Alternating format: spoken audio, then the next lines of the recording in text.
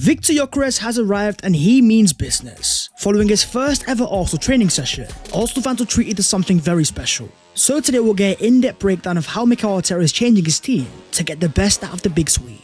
We'll also find out about Arsenal's potential left forward signing, get an important hand of Arsenal update on Eberechi Eze, revealing which Arsenal players are about to get some offers, as well as finding out who is going to be starting in Arsenal's first ever international North London derby.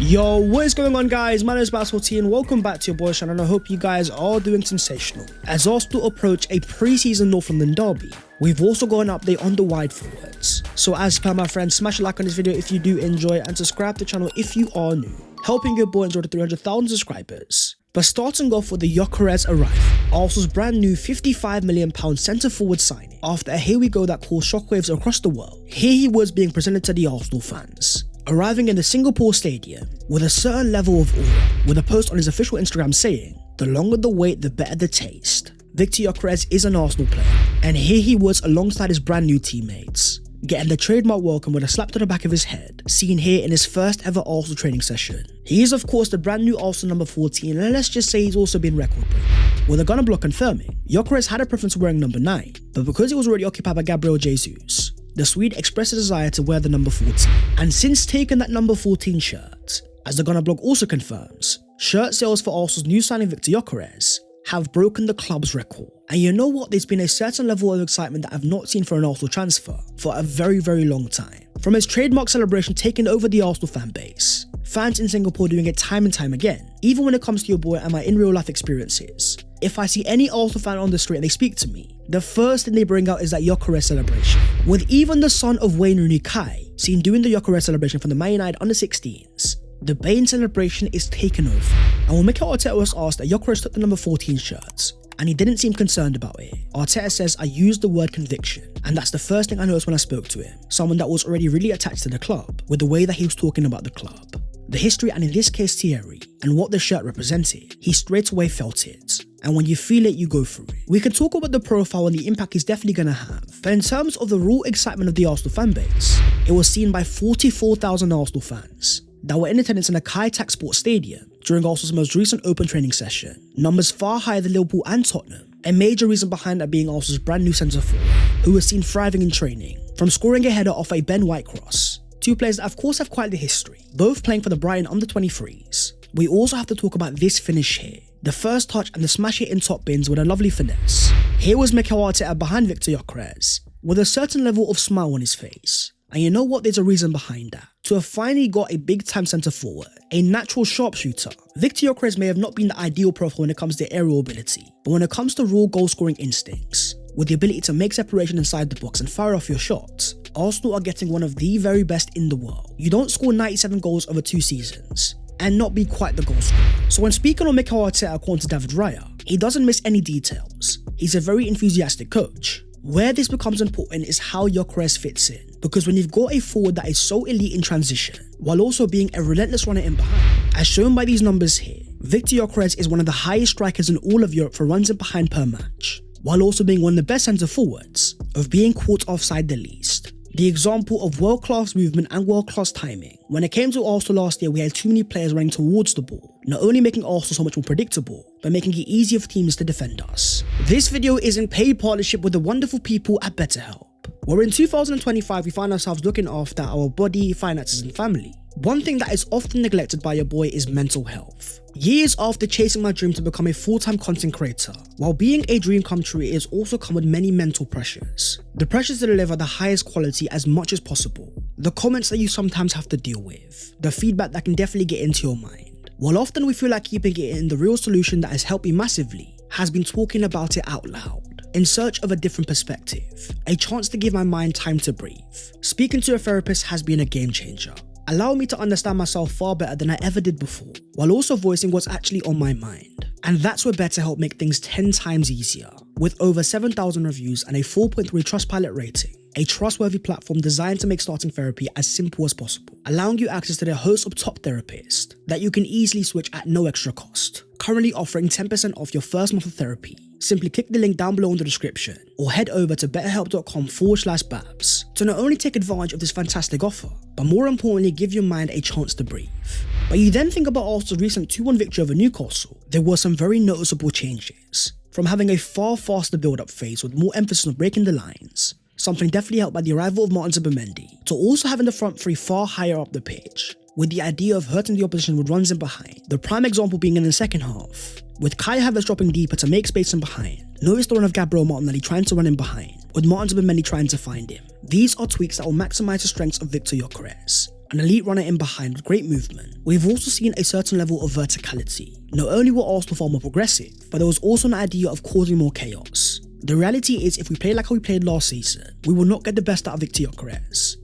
But whether it's the arrival of brand new coach Gabriel Heinze, or the fact that Mikel Arteta has noticed the changes that need to be made, it looks like we're finally adding a more attacking edge to our side. And that's why I'm looking towards a certain Martin Odegaard. Despite having a fairly solid performance against Newcastle, there was that moment right towards the end of the game, where he's playing in behind and he can play a through ball. Now picture this exact same moment, but swap in Eze Gyökeres, and Odegaard will have to play that pass. Because you can have a striker that's great at making runs in behind, but if he is not found on those runs, you are simply wasting the profile. So after Martin Odegaard gave Eze Gyökeres a welcome letter, as Gyökeres said himself, the only thing that I need is some assist. It feels great to just have a natural goal scorer at the club, a player whose entire mindset is built upon scoring as many goals as possible. When compared to our most recent strikers in Kai Havertz and Gabriel Jesus, strikers that have so many other strengths outside the box, but when it comes to that natural goal scorer's instinct, that's where Eze Gyökeres is going to be a game changer. So in terms of Arsenal, after their tour at Singapore was over, they of course are now in Hong Kong, with a gargantuan game on the horizon, as Arsenal will take on Tottenham Hotspur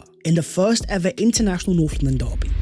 With new manager Thomas Frank at the helm for Tottenham, when asked about facing Arsenal, Frank said it's going to be a great challenge. Besides being our big rivals, they are also right now one of the best teams in the world. Unfortunately, when it comes to North London derbies, you always have to go back to the basics. Tactics go out the window. Even if it's not the Premier League or a cup final, a North London derby is always must win. So the question then falls towards Mikel Arteta of how strong is he going to go? Well, in terms of the team news, there was no sign of Gabriel Magalhaes during our first training session in Hong Kong, still recovering from a long-term hamstring injury. Even if Gabriel is fit enough to be on the bench, I don't think Mikel Arteta will take any risks. But you did have a certain Jurrien Timber spotted back in Arsenal full training, and it looks like a return is around the corner, which then poses a massive question towards Mikel Arteta. With Benjamin White back to full fitness and looking very sharp in pre-season, who is going to be the starting right back come match day 1 at Old Trafford against Manchester United? You then have the fitness of Ricardo Calafiori. After Mikel Arteta confirmed post-Newcastle that Calafiori did feel a nickel, he was then also not spotted during Arsenal's open training session in Hong Kong, which again is very frustrating for a lot of Arsenal fans, because for a player that we can see every single time he plays,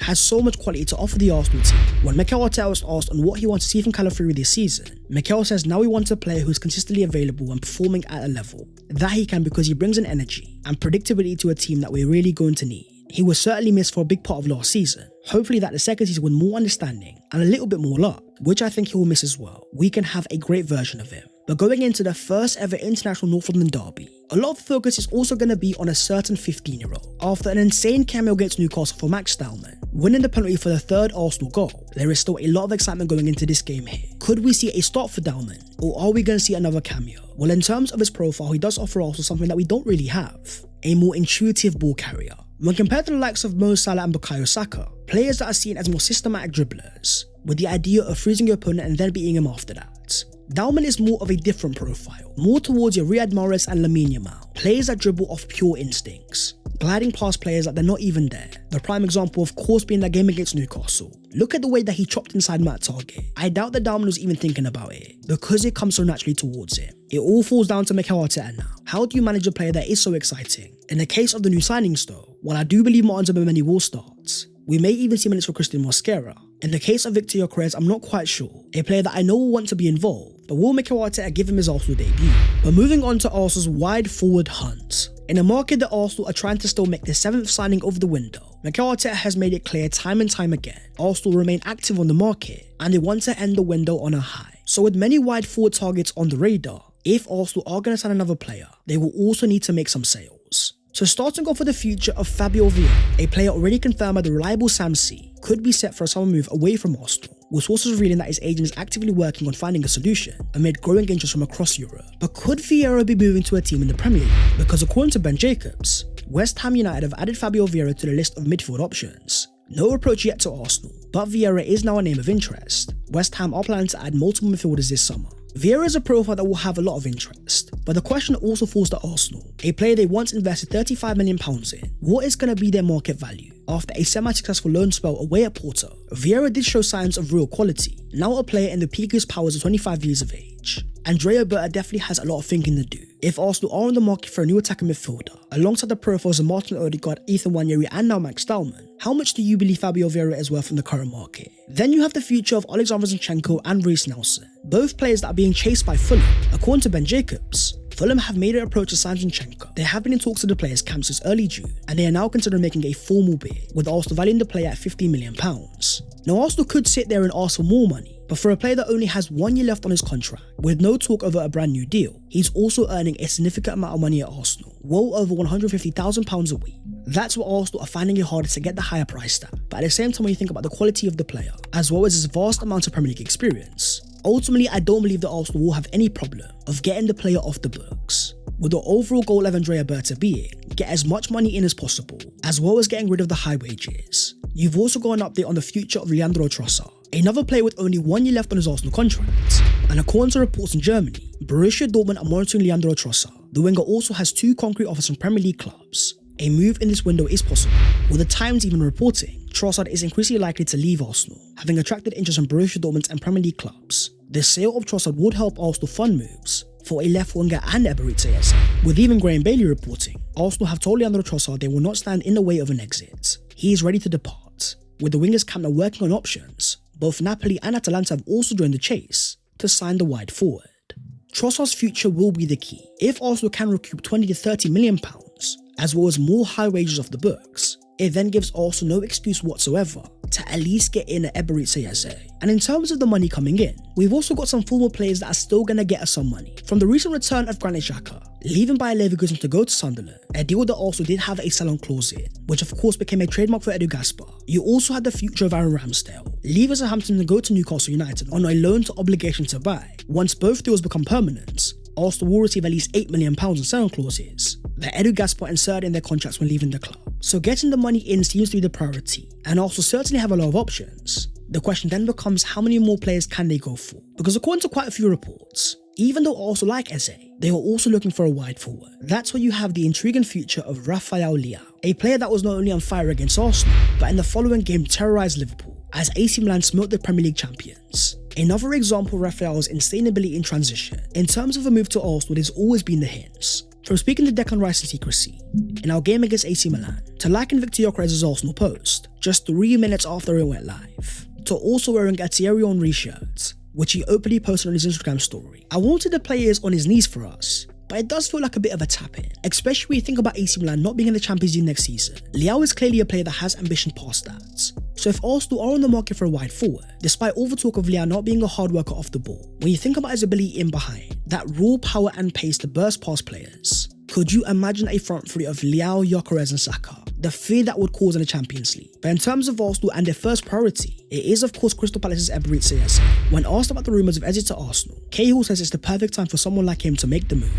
But in terms of Arsenal, even though they like the player, as confirmed by the Gunner blog, Arsenal have had some reservations about paying the full release clause of Eberechi Eze. If Palace were to drop the price, Arsenal would be keen to proceed, while player sales would also give any pursuit of Eze a considerable boost, with Palace even on the market for a potential replacement. According to Santiago Una, Leicester City's Bilal El Khanou's top choice of Crystal Palace if Eze leaves the club. The player is also on the shortlist for RB Leipzig. The issue, my friends, though, seems to be the release clause, not the fact that it's £67 million.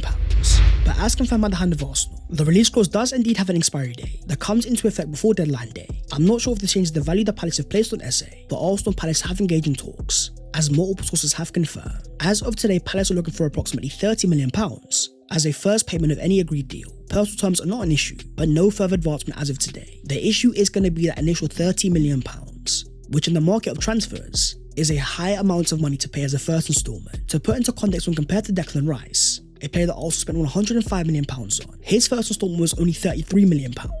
For Palace to be demanding nearly half of Eze's value as a first instalment paying is why Arsenal have been trying to negotiate a different payment structure, because it seems like Arsenal are not scared to pay that £67 million, but only if Palace are willing to compromise. reduce the initial payment fee, and a deal is there to be done. And according to Tom Canton, a deal for Eze is believed to be separate from any potential exit of either Arsenal's 2 left wingers. Arsenal would look to move fringe players like Vieira, Lokonga and Hine to free up space on the wage bill. For Palace, they're in quite a tricky situation. On one hand, qualifying for Europe and winning the FA Cup. Of course, they don't want to lose their best player, but at the same time, Eze being 27 years of age, with the ambition of winning titles and major honours, do they want to get into the player's way? Because the world of football is very fast, and if Arsenal don't sign him now, the window for an Arsenal move could be closed. But at the same time, if you are willing to compromise, give the players due move. This could be the Arsenal front 6 next season, anchored by Zubimendi with Odegaard and Rice in front of him, and a front 3 of Eze Gyökeres and Saka. One that will cause a lot of fear in the Premier League, but let's just say other teams are also making moves. From Chelsea closing into 2 Dutchmen, with the arrival of Jorel Hato and Xavi Simons looking likely, that's already after signing the likes of João Pedro and Jamie Gittins. You've also got a battle between Newcastle and Manchester United in the pursuit of former Arsenal target Benjamin Sesko. And then of course you have the current Premier League champions Liverpool. After already spending the most out of any team on the market, they are trying to get a deal done for Alexander Isak, looking to break the Premier League transfer record in the process. For as much as Arsenal are making their moves, the rivals are not waiting either. So my friends, talk to me down below in the comments. If Arsenal's goal next year is to go and win a Premier League title, out of all the teams that have made their moves, who do you believe will be our main competitors? But that is the video there and there, so hopefully you guys have enjoyed. If you have, don't forget to smash a like and also subscribe to the channel if you are new. If you want to follow your boy on all of the social medias, and the links are down below in the description. But that was all of the latest Arsenal transfer news today. The arrival of Victor Gyökeres has happened, he is here and he might even make his debut. But now the pursuit goes towards Eze and seeing if Arsenal can make their 7th signing of the window. For now the focus turns on the North London derby, and that is going to be intriguing. My friends, I will see you next time, take care and in a bit.